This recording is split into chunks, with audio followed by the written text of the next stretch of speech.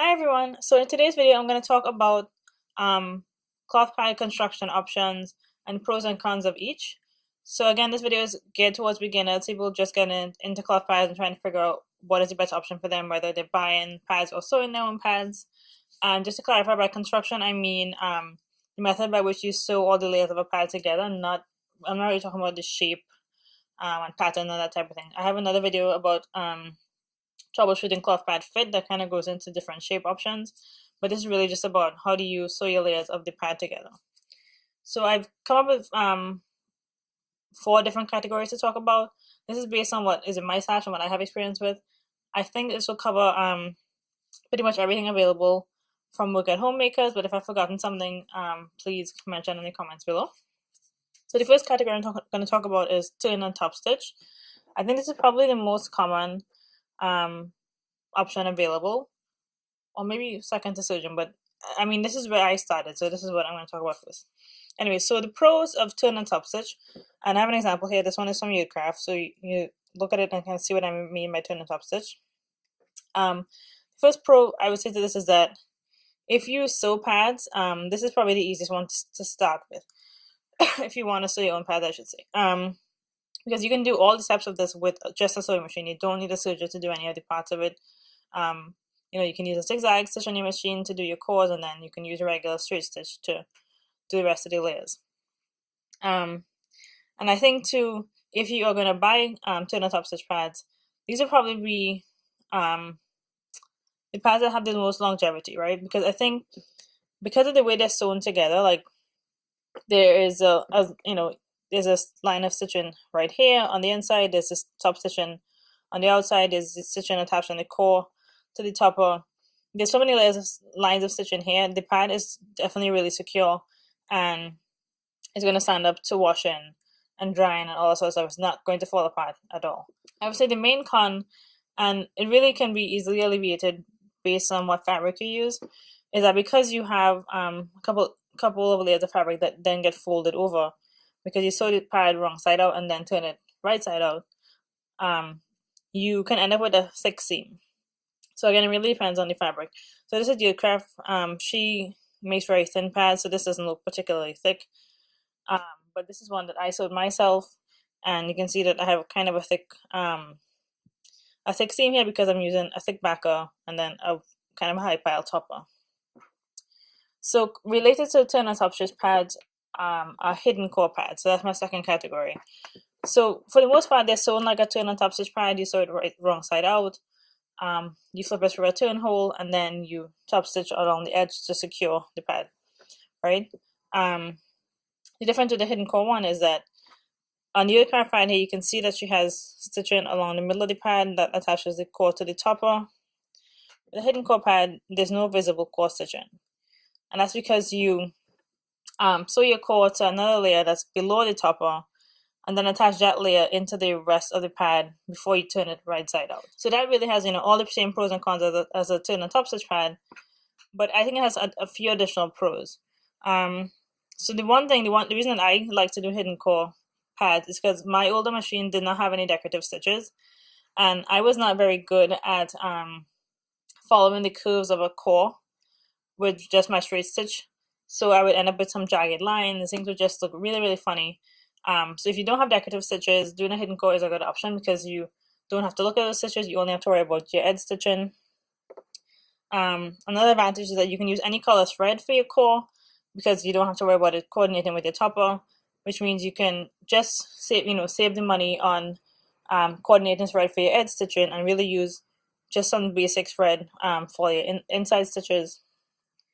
Another good, really, I think, big benefit of hidden cores, especially something like this, which is a velour, is that if you have a high pile topper, so like velours or minky even, depending on how your presser foot and your machine handles thicker fabrics, you could end up with a kind of like a part in the fabric, and then as it moves through the machine and it pushes the fibers aside, you see what I'm doing here, you could end up with these kind of like parts basically being stuck in the fabric. So the machine pushes them apart, and then this needle goes in and this thread goes in, and then you never actually get rid of these parts because of how the fabric goes through the machine, right? So if you have a hidden topper, so if you have a hidden core, and those core stitches are hidden, then you don't have to worry about the needle and the presser foot basically messing up the lay of the fibers of the topper fabric, right?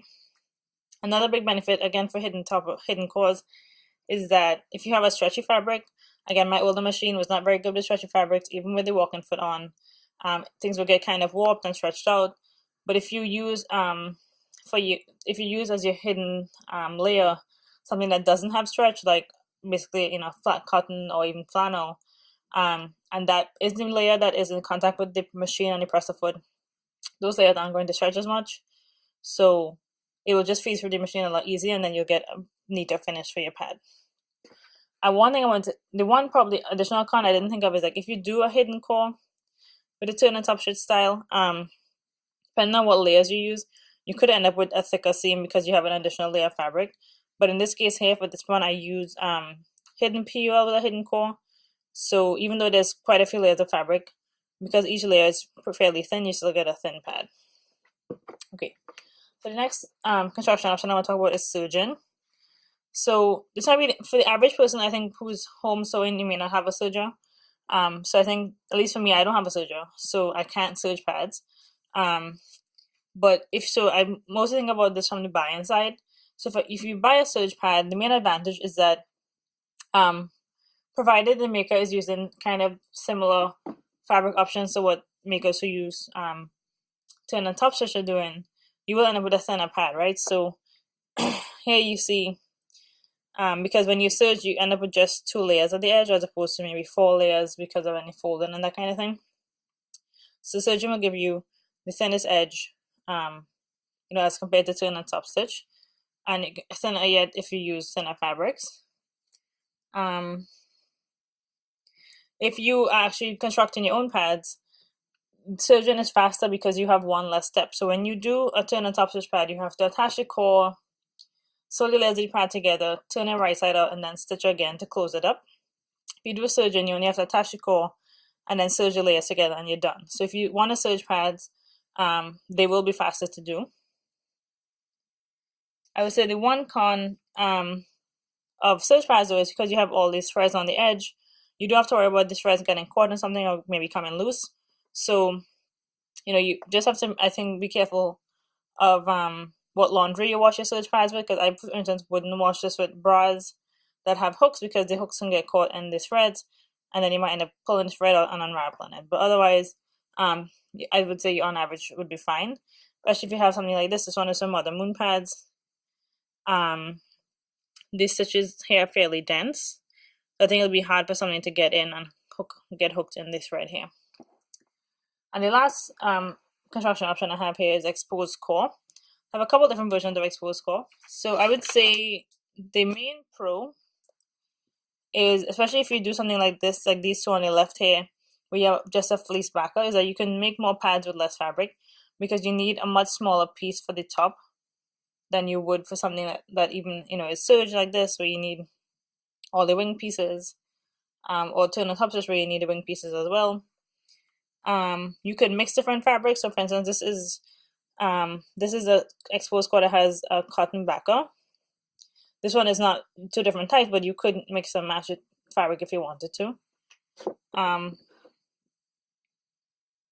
And one of the big advantages to me for exposed core is if you're a center bleeder, and I have a whole video about this, I'll add a link to it. I find that like if you bleed just to the center here, and you then tend to bleed kind of wide, with an exposed core pad that has just a fleece backer, because there's no absorbency in this area, instead of the blood continuing to go out and out and out, it actually goes forward and back in the pad, and then you don't leak off the side. So I find it to be a real big advantage of exposed core pads. What else? I would say the main concern with exposed core, though, is that you do have to sew through the back of the pads. So if you can see the stitch lines here, you sew through the back of the pads kind of along the edge of the core, right? As opposed to, say, for instance, like this serge pad here, where there's no stitching anywhere near the core in the back of the pad, right? The only stitching is on the edge here. However, I think it's actually possible, I don't know easy or not easy, but it is possible to do this without causing leaks. The first thing you want to do is definitely use polyester thread, because that is not going to wick moisture from the top of the pad to the back of it. And then the other thing you want to do too is, depending on how you construct your core, you can actually have the absorbent material be inside the stitch line. And then when you attach the core to the backer, if you stitch in this area here, like, kind of inside of the threads, you can see that, then the stitches don't go through the absorbent material that's in the core, and then so it's not likely to kind of pull the blood through, right? So all the absorbency is within this bound here, and then the stitches are outside that bound, and then you don't have any kind of mixing of the stitches and the absorbent material. Hopefully that made sense. So yeah, I think that is kind of like, the main pros and cons of each of these construction options. I've tried all of them except serging, because I don't have a serger. This is my exposed core. This is actually kind of like a turn and top stitch type of exposed core. So this one is, the core was serged and then attached to the backer. This one I sewed everything together wrong side out, turned it right side out, and then attached it to the backer here. So, and then this is kind of a similar construction, but with cotton on the back. Yeah, so that's right. I was saying that is kind of the main pros and cons of each construction option. If I've missed something, please definitely let me know. Share in the comments, and I hope that was helpful. Thanks for watching.